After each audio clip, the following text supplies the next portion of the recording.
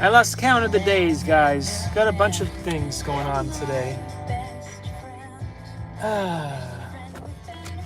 It's friend within a friend. Alanis Morissette, Head Over Feet. Is it 104.3 My FM, I guess. It's a day. It's a day. It's another day in the world of days. Hey, look, there's some cool things going on here. What is this? It is Reflections, a monthly reflection of life within Woodbridge. And visit us on web at www.wva.org. It's not a com. It's not a com. So go take a look at this cool stuff that's going on here. And if you live here in Irvine, California, Woodbridge, you probably got one of these in the mail. Sadly, it got a little bit damaged because it was raining. Yes, it does happen. Rain does happen in California. So it's kind of funny because I was earlier listening to the radio and I don't know, I think it was probably on this channel. It was either this or Go Country 105. But somebody said something that was kind of interesting. What was the percentage of mammals that were monogamous in the world? And somebody was like, oh, I don't know, it was maybe like 60. And it kept going down lower to 30. And then the results were something like 3. So some people were saying that monogamy was for the birds because the birds are one of the mammals on planet Earth that are monogamous. But anyway, that was something fun that I heard on the radio today, and I thought I'd point it out. Anyway, so look at this. This is a cool place. It is, and as your local Google guide here from Irvine, California, Woodbridge, I have to show you guys these cool things so that you guys know. But you know what else is cool is what's back here. I'm not sure if it'll show, but there's a QR code. You guys can go check that out and see what that is all about. I don't know. I didn't check it out yet. But you can. Look how cool that is. You can do something that I can't do yet because I'm live streaming, so I can't. I was going to do a live streaming event from where I was, but then there were issues again with the phone and service, whatever. I don't know. It was not. YouTube was not allowing me to live stream from over there, so I found a new location. Look what I have today. I have the DJI. What am I doing here? Messing around, making the cameras all dirty. Put a little paw print on there. Anyway, it's late today. I'm sorry. It is 9:16 a.m. and I'm here with this to guys show you this and all that stuff. And the reason why I was late for work, fire him, quick, fire him. You're fired. You're fired. The reason why I was late today, it's not a good excuse, is because I was trying my best to do the very last hover test with the one, the only DJI Avatar Screech right here. And the DJI Avatar Screech is going back because it has remote ID on it. And I will not support any product that has remote ID on it because it's a bag of stuff we can't mention. Anyway, so this is going back to where hence it came or whatever, because it's got remote ID on it, and I don't want anything to do with remote ID or anything like that. And again, I'm pretty upset about everything that went on with the Part 107 stuff, because I thought I was finally going to do something cool in an industry which has a very cool community, by the way. And I thought maybe this is going to be the industry for me. I also thought that being a postman would have been a good thing, but that was not something that the government wants me to do. Apparently, it doesn't want to even pay me a couple of dollars to be a juror. Apparently. So anyway, take a look at this cool thing here. It is the DJI Avatar. No, it's not. I'm joking. This is the DJI FPV potato jet. And if you guys did not know, you can now get yourself some awesome prop guards. The prop guards will make you feel safer when you are doing hover tests, because you're not really allowed to do proper flights with this thing. So yeah. So think about that. That's one of the cool things, one of the cool features and stuff. One of the cool features that you've got out there. It's pretty cool. Pretty cool thing.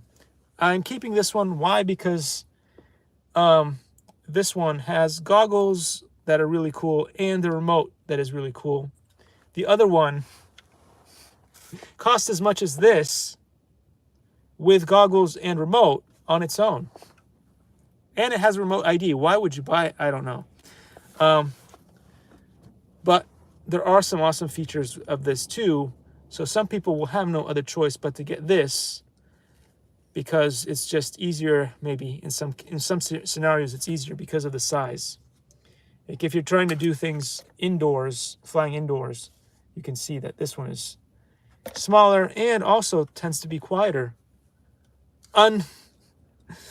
Unlike popular belief, because oh, maybe it's just something that they did recently. The Avatar people did something really good with this recently, and they fixed it in the software. I don't know. But whenever I hover tested it, it was not that loud. It was not as screechy as they made it out to be. So that's an interesting thing to see. Anyway, I'm fired. I'm fired for being late to work today. Since I am my own boss and I'm doing a fake job, I can fire myself. And then I can rehire myself tomorrow.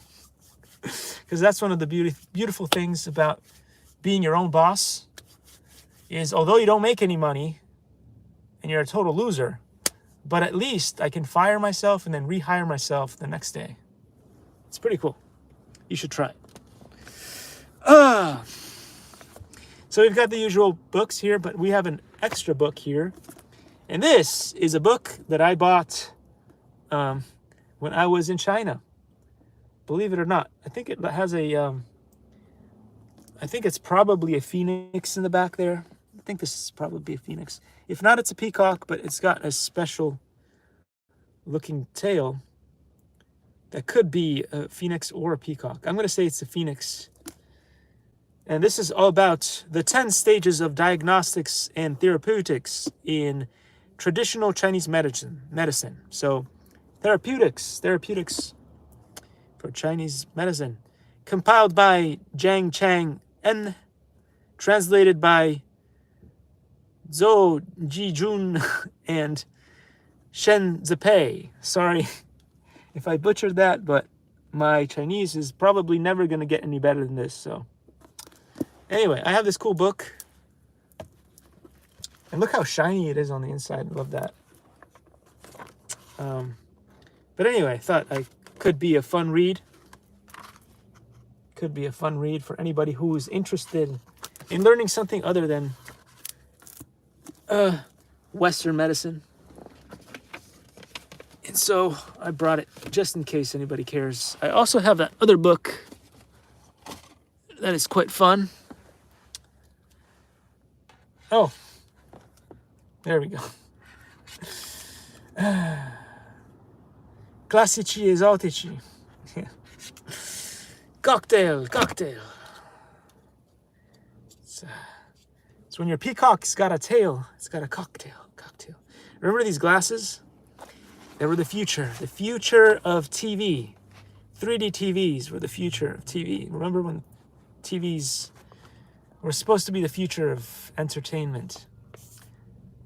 And now it's hard to find anything 3D. The worst thing about these things was they did not have regular batteries in them. What they did have is this horrible thing here, similar to some of the ones in watches, and they did not last very long. So that was kind of weird. And then also, I don't think that they were rechargeable. So you bought these cool things. Is there any battery left in this thing? I don't know. Probably not. Samsung. You wear these cool glasses that make you feel really special. You're feeling a little special for me right now. Almost as cool as Oakley's, but not quite as cool as Oakley's. But anyway, this was the future of entertainment. It became such a fad. I don't know if people still have these kinds of things. Maybe they do. I don't know. But anyway, That was an interesting fact. I'm going to read the usual 2 pages of this book because that is why you're here. I'm sure. You made it. You made it. Oh yeah, we left off with this cool thing over here. So poking holes in the theory. I like to do that, poking holes. We try to poke holes in all kinds of theories. Mainstream finance theory is considered to be unrealistic, not only because its main assumptions are unrealistic, but also because the entire theoretical construction is not related to observable quantities, as I said before. For example, such crucial data as future dividends and returns are not observable.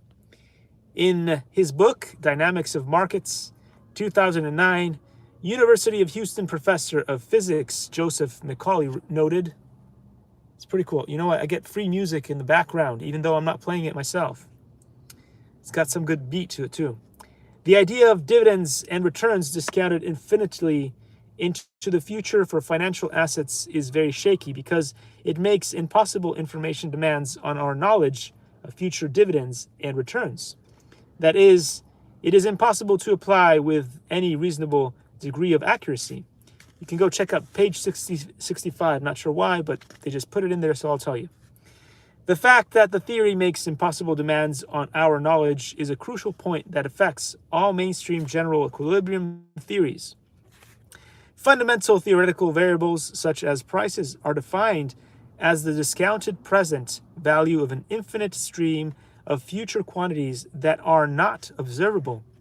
Contrast this circumstance with physics, in which many theoretical terms are not directly observable, but are defined through the theory of itself.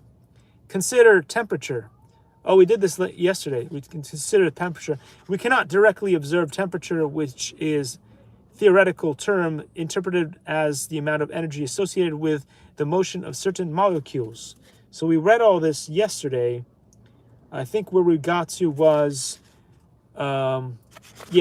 so just to recap this bit here with the 3 bits and pieces here, it says, no real agent has perfect knowledge of future, not even in probabilistic sense, hence the notion of rational expectations in unrealistic. So is unrealistic. Because real agents have mutual interactions and are not coordinated solely by central price signal, agents cannot be collapsed into signal representative agent. And then the third one was economies are rarely in a state of equilibrium. Excuse my humanity once more. So Alan Kerman, 2009, professor emeritus of economics at University of Aix-Marseille, third, and the École de Haute Études on Sciences, Socials, remarked, it just goes back and forth between English and French. What are you going to do? What has become the standard macroeconomic model is justified by its proponents on the grounds that it is based on rational maximizing individuals.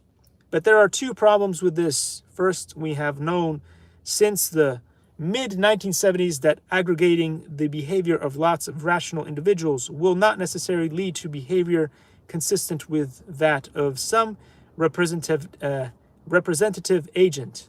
Second, the axioms that are used to define rationality are based on introspection of economists and not on the observed behavior of individuals. So it says, neoclassical economics does not posit or require a representative agent, but instead supposes that different agents will have different utility functions and that the market clearing price will represent the net effects of all the agents in the market. In contrast, much of the modern microeconomics relies on single representative agent. Without the assumption of a representative agent, the dynamics, stochastic, general equilibrium models most often used in microeconomics are neither mathematical nor computationally tractable. There is no way to solve a dynamic stochastic optimization problem with a Large number of independent utility functions. I mean, this is so cool, don't you think? How unrealistic are rational expectations?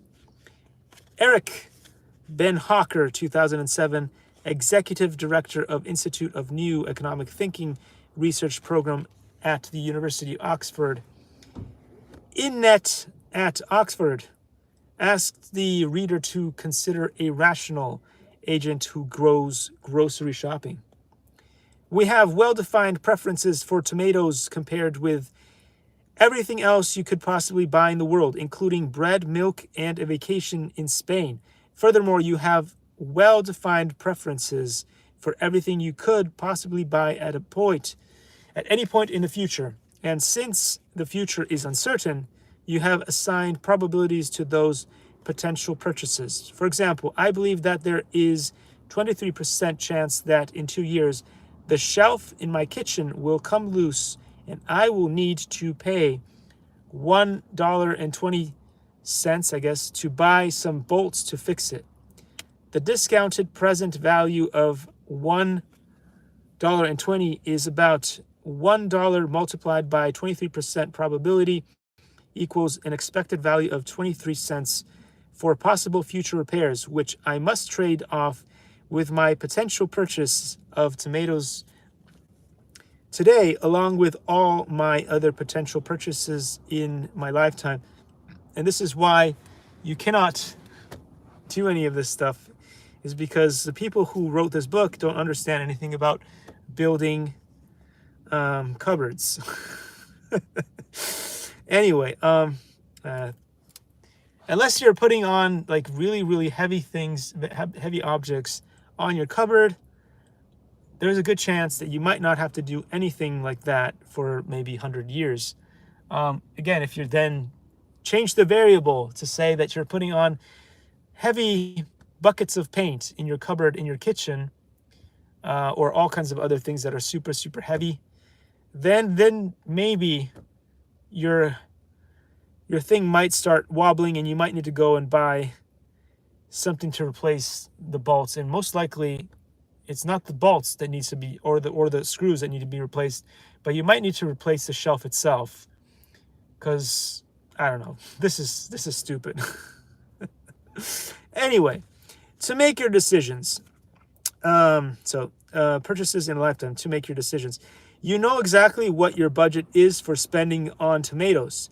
To calculate this budget, you must have fully formed expectations of your future earnings over the entire lifetime and optimize your current budget on the basis of that knowledge.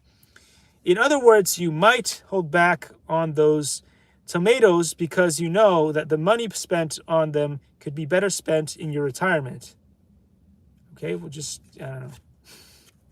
Of course, this assumes that your future earnings will be invested in a perfectly hedged portfolio of financial assets and that you take into account actuarial calculations on the probability that you will live until retirement at age 65, as well as your expectations of future interest rates, inflations, and the yen to dollar exchange rate, which standing there staring at those nice red tomatoes, you then feed all the information in your mind and perform a cunning and incredibly complex optimization calculation that trades off all these factors, and you come up with the perfect optimal answer to buy or not to buy. They want you to go to page 16 on this. The description might look like a caricature, but it is exactly what is implied by a rational expectation model.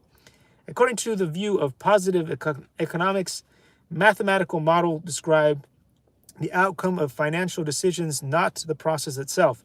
This view, which says that the aggregate supply and demand is determined as if all these calculations took place, weakens the Lucas critique, which calls for a microstructure foundation to microeconomics and is basically beyond any reasonable empirical test.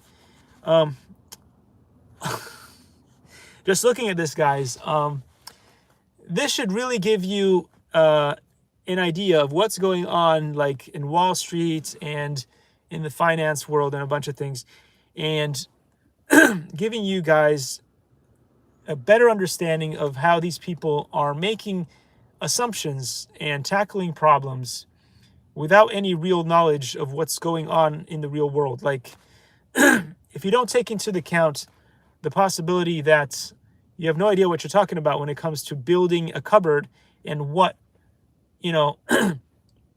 and how the things that you're going to put the cupboard inside the cupboard will affect the cupboard itself.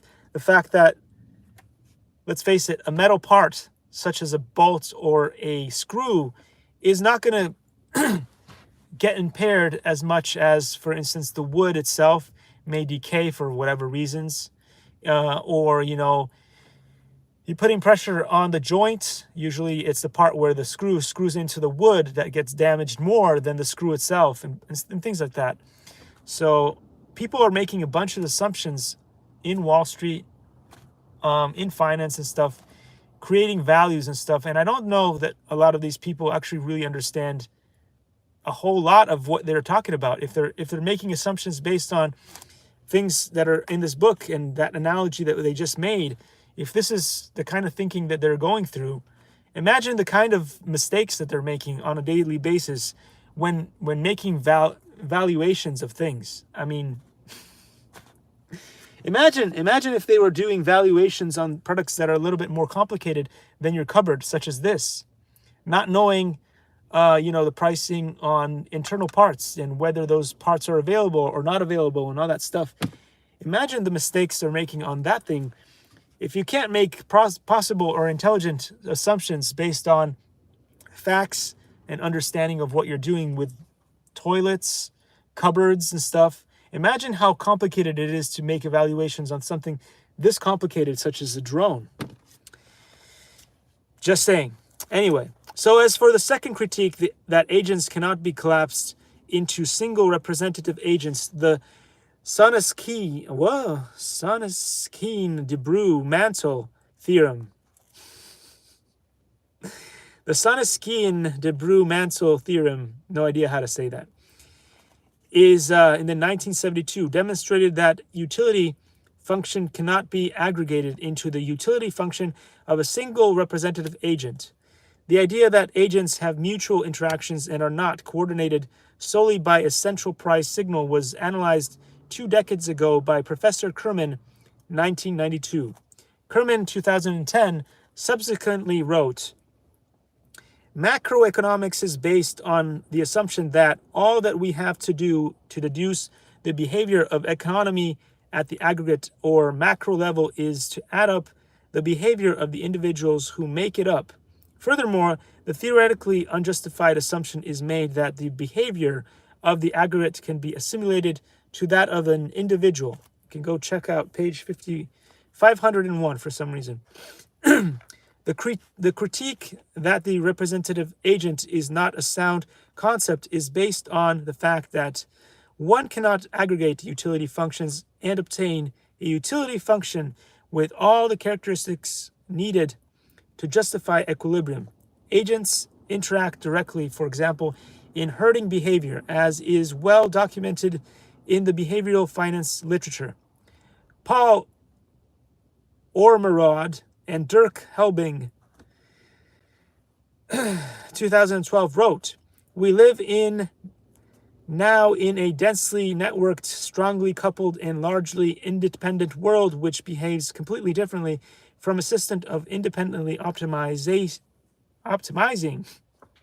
decision makers." Wow. So let's go back to that. Differently from a system of independently optimizing decision makers. And we all know that decision makers never take a pay cut. The representative agent approach must be abandoned. Cannot describe cascading effects well. These are determined not by the average stability, but by the weakest link.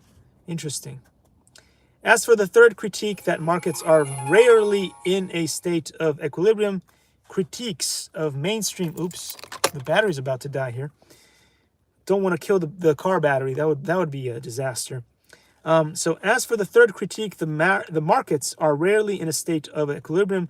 critics of mainstream economic finance theory point to the frequency and the magnitude of financial crises.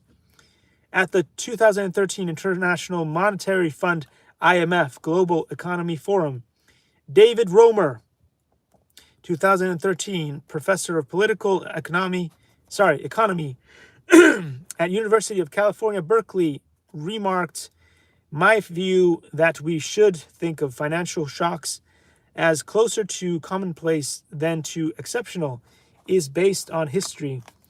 Just in case you guys wanted to learn the code, there is a new course, I think, at University of California, Berkeley, where they teach you how to code. It showed up in my YouTube feed. It wants you to know. The YouTube algorithm wants you to know.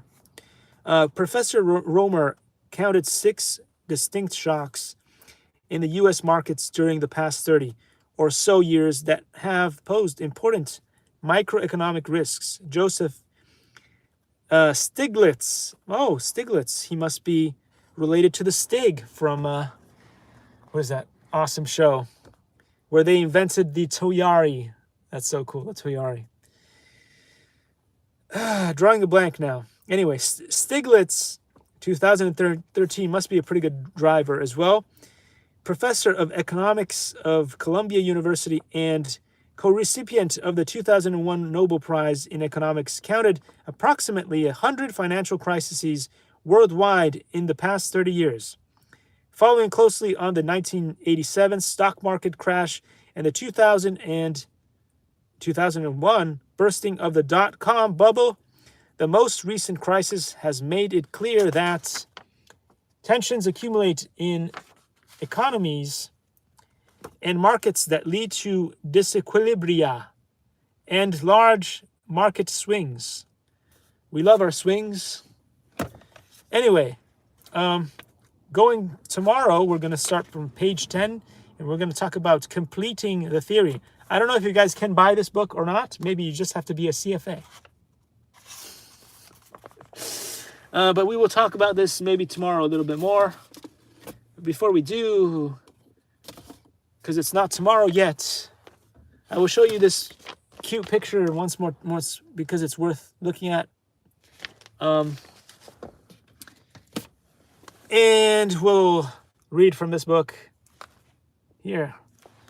Cocktail, classici esotici. Let's see. Read a couple of words here in Italian, because why not? Where did we get to? I think we were talking about the tools of the trade, or I ferri del mestiere, which was this part here. I don't know how far I got to. But I'm just going to talk. Just keep talking, man. What a monkey. Oh, no, I'm not a monkey. I need to remind myself, because they told me this in the comments at one point. I identify as a dog. I am a dog. Wait, no. It goes, I'm a dog. I identify as a dog, but my haters say, you're just a baby. Love it. Okay. Per mischiare or miscelare. Okay, that's mixing glass. Oh, no, we did these ones. We need to go to the next page. Attrezzatura indispensabile, which means bits and pieces that you need in Italian. But that is, you can't live without this stuff. Basically, if you don't have this stuff, you're going to struggle to mix drinks. You need a strainer. Passino, strumento di sollecito. No. By the way, guys, I have not spoken Italian in I don't know how many years. It's been a really long time. So I'm struggling to get back into the Italian mode. Passino, strumento di solito in acciaio indossabile che consente il travaso del cocktail dal mixing glass al bicchiere o alla coppetta di servizio, impedendo il passaggio di semi e solidi grossolani. I don't know if it's been like 5 or 10 years I haven't spoken a single word of Italian, so this is hard for me. Cucchiaio per ghiaccio. Cucchiaio traforato munito di un lungo manico che consente il prelievo del solo cubetto senza la ritenzione dell'acqua che si può formare nel contenitore. Utile anche la pinza per ghiaccio e il portaghiaccio. So cool. So cool. Don't you just love this language? Nobody cares about Italian in Irvine, California, Woodbridge. They wouldn't hire me as dog catcher in Italian. They wouldn't even want me to teach their dogs how to speak Italian. Anyway. Misurino, contenitore aperto in acciaio inossidabile formato da 2 tronchi di cono uniti per la base minore che consentono il dosaggio di liquidi. Coltello per agrumi, coltello particolare a lama biforcuta utilizzato per il sezionamento degli agrumi e la successiva presa della fettina tagliata. A esso si aggiunge lo spremiglione e il rigalimoni.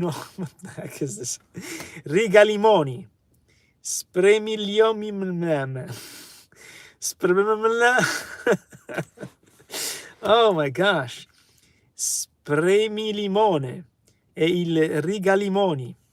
Corto coltello della lama foggiata in modo particolare per consentire l'incisione della scorza. Love this. Grattugie. Ottime quelle in acciaio inossidabili,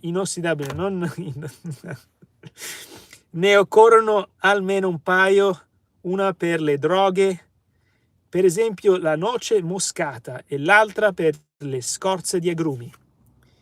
Contenitori per liquidi. Caraffa. Isn't this awesome?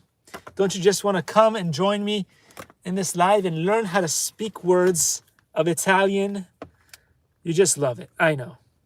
Anyway, so caraffa. Contenitori in vetro di grandi dimensioni munito di manico e di what the heck is this? Di beccuccio. It's like the ending of the bottle anyway.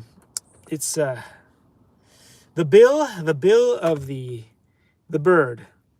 Beccuccio. Anyway, I haven't said that word in so long that it's this like just doesn't want to be said. Può contenere al suo interno un ulteriore contenitore per il ghiaccio per mantenere freddi i liquidi. Sifone per seltz. Sounds so sexy.